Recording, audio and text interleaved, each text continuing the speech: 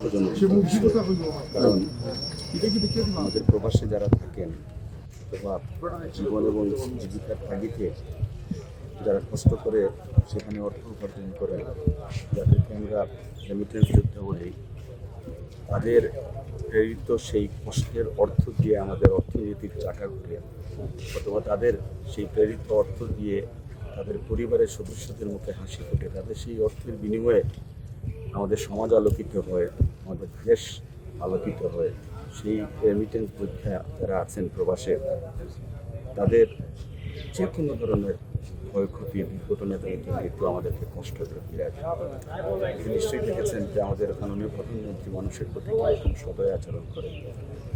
বাংলাদেশের মানুষ আমাদের বাংলাদেশ জাতীয়তাবাদী দলকে ধানের শীর্ষে ভোট দিয়ে রাষ্ট্র পরিচালনার দায়িত্ব দেওয়ার মধ্যে দিয়ে যে গুরুত্বপূর্ণ দায়িত্বটি আমাদের মাননীয় প্রধানমন্ত্রীকে দিয়েছেন।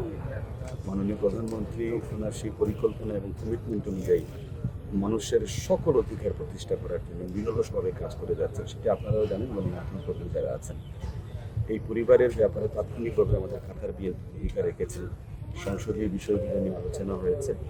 এমন একটি পরিকল্পনা তৈরি করা হচ্ছে যে পরিকল্পনার মধ্যে দিয়ে মৃত্যু সেটি আল্লাহর হাতে নির্ধারিত, কিন্তু যদি আমাদের রেমিটেন্স দিতে কারণ এরকম দুর্ঘটনাজনিত কারণে মৃত্যু হয়, সেই ক্ষেত্রে পরিবারের সদস্য যারা আছেন তাদের কর্মসংস্থান থেকে শুরু করে তাদের একটি সুরক্ষার জন্য, তাদের জীবন এবং জীবিকা নির্বাহের জন্য একটি মানে তাদের প্রয়োজনের তাগিদে সেই সুব্যবস্থাপনা থেকে সরকার ইতিমধ্যে নিয়েছে। এবং আপনি নিশ্চয়ই জানেন যে আমাদের প্রবাসী কল্যাণমন্ত্রী জনাব আরিফুল চৌধুরী সিলেটেরই সুযোগ্য সন্তান, আমাদের মন্ত্রী, তিনি এই ব্যাপারে সোচ্চার আছেন যে আমরা অতি দ্রুত সময়ের মধ্যে বিশেষ করে আমাদের সেই সূর্য সন্তান যারা প্রবাসী, যারা রেমিটেন্স যোদ্ধা, তাদের সুরক্ষা, তাদের সার্বিক নিরাপত্তা নিশ্চিত করা এবং এরকম কোনো দুর্ঘটনা ঘটলে তাদের পরিবার যেন সুরক্ষিত থাকে সেই পদক্ষেপ